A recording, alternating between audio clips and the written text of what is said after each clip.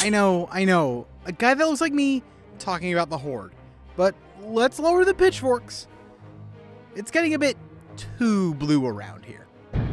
That's better. Hey, we're chill now. There's an armistice and everything. So for this episode, we're just going to chat everything Horde, because they've been in a bit of an interesting spot ever since Battle for Azeroth. Between a second siege of Orgrimmar and Alta 4ing the position of War Chief, today's Horde looks totally different than the roided up orcs of yesteryear.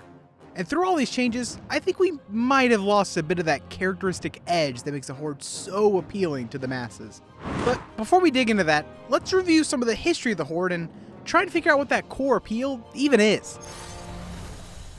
It all starts on an alien world called Draenor, where the Burning Legion just came up with the clever idea to gaslight some orcs into doing a war.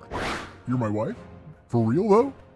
Yes, now, kill the space goats! And after swarming their own planet, it was time to get to the real matter at hand, attacking little old Azeroth and her human kingdoms. After building the Dark Portal, with the help of the corrupted Guardian Medivh, the Orcish Horde would attack Azeroth and kick off the Warcraft franchise. Man, Warcraft has been space magic fantasy stuff from the onset, huh? This is going to kick off the first two Warcraft games, where the Alliance, not really the one we know yet, and the Horde, also not the one we know yet, would battle it out for Azeroth. Wait, no, the Eastern Kingdoms. But after those first two games, the Horde wouldn't be looking too great. You see, after the Second War, the Horde had essentially fallen apart. And with Draenor obliterated from Ner'zhul getting a bit spicy with the portals, the orcs had nowhere to go. But with them still very much being on Azeroth, they were now trapped in a world that saw them as evil invaders, which would see to it they pay for the sins of the past. Though at this point, some of the orcs stuck in the human internment camps weren't even alive during the war. They were paying the price of their parents' crimes. But hey, one of these orcs has broken free thanks to a human. His name's Thrall. He's gonna run off and found a new Horde, one that is determined to find a place for his kind in a world they were stranded on.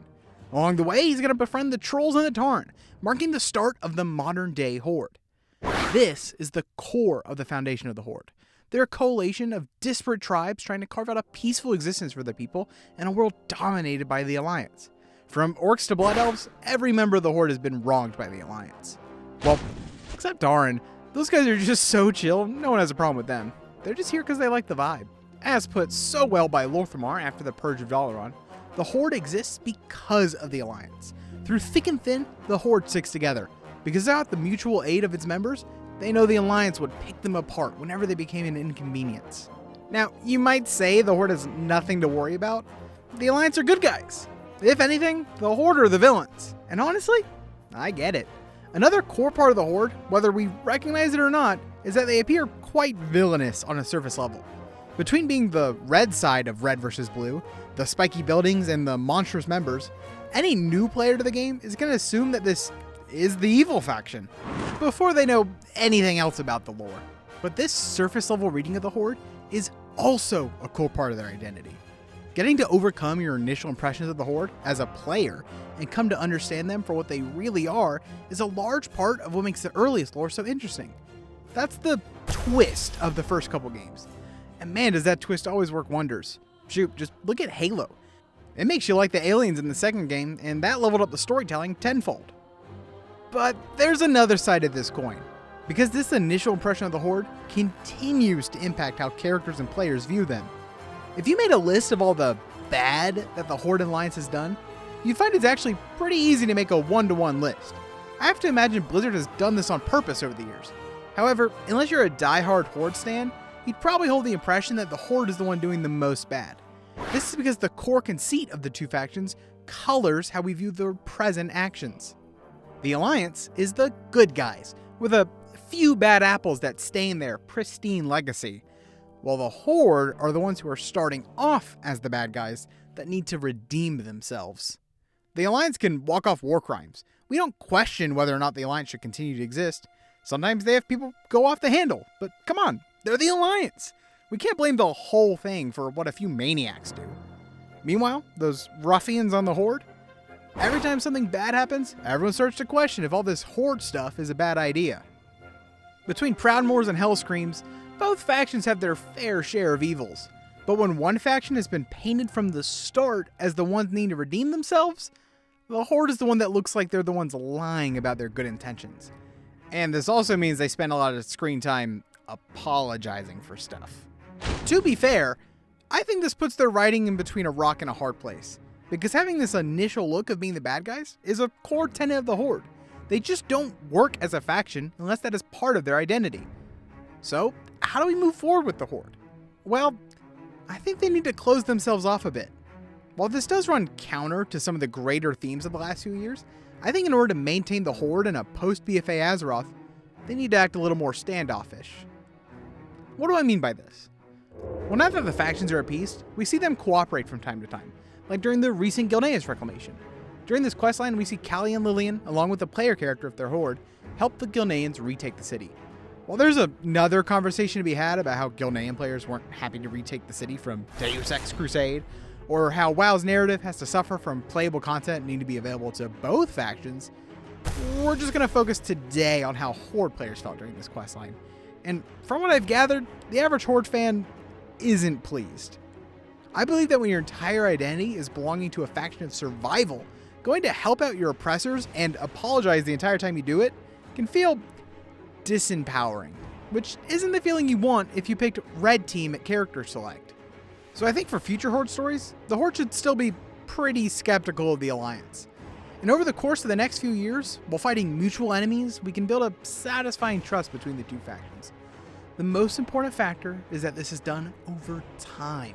Having a heel turn within an expansion or two invalidates the existence of the Horde. I get that may sound like a retread, but so is the second Siege of Orgrimmar. With BFA, we're basically back to square one of getting these two armies to get along. Now, I'm going to propose a rewrite of the Gilneas Reclamation, because this is our first real taste of a post-BFA Horde. We can do this as a sort of exercise in how the core principles of the Horde can work under the restrictions we've been given. Those restrictions being that the Alliance and Horde need to work together, as Blizzard has limited resources to develop content and we need all players to engage. This does mean that the Scarlet Crusade is going to stay, and yes, I know, but I get why Blizzard pulled them out again for this. They're an easy punching bag.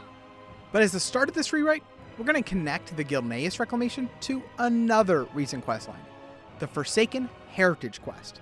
For those who missed out, the Scarlet Crusade also popped up near Lordaeron, and the Forsaken had to kick them out as part of getting their sick new drip.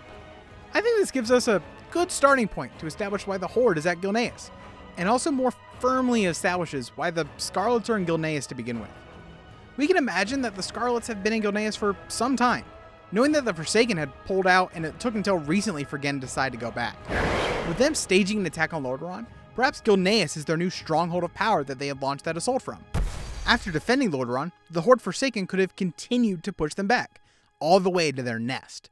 This gives a better motivation for the Forsaken to help with the reclamation, instead of solely being sad puppies being really sorry for kicking them out in the first place. Remember, the Horde are the oppressed. They have more than enough reason to be soured towards the humans and their cushy castles. With this change in perspective, the Alliance and Horde could do the tried and true temporary truce and work together to spill some scarlet blood. With the Alliance regaining their city and the Forsaken getting revenge against those bigoted towards their people, a more natural appreciation between the forces could build over the course of its reclamation. Something that allows the Horde to work towards a new peaceful future without simply letting go of what makes them who they are. Real quick though, I want to make the disclaimer that I don't think I'm some sort of better writer or anything than Blizzard. I'm just a guy that makes a couple YouTube videos. I wanted to engage with the storyline in this way as an exercise to experiment with a different approach to modern day Horde storytelling, as I still think the most important Horde stories are still to be told.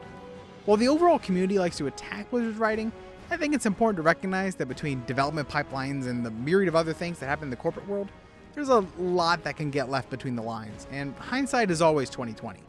So let's try to act respectful towards Blizzard's writers in the comment section. I get I'm hurting cats here, but let's give it a try. But to return to the matter at hand, as we move into future expansions that will more heavily involve the Horde, after a brief break of Shadowlands and Dragonflight, I think now is a good time for a bit of introspection on what we want to see out of the modern day Horde.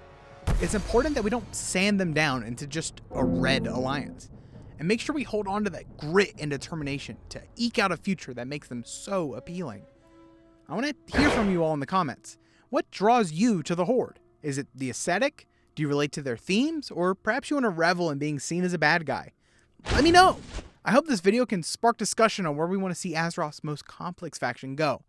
But before we wrap this up, I need to thank my Patreons. Thank you to Marianne, whose transmog matches so well I didn't even notice it's not a full set. Zik.exe, showing us what a peak mage looks like. Coda, a feral Vampira that I wouldn't want to cross. Thunderbolt 5891, who's just fiending to land a death strike. And Maria's Bomb, the most tree-loving night elf this side of the Maelstrom. Also, Pippiny Peanuts, if you're hearing this, reach out to me on Patreon so I can add your character. Anyways, this has been Six. Make sure to subscribe and click that notification bell. I'll see you guys next time.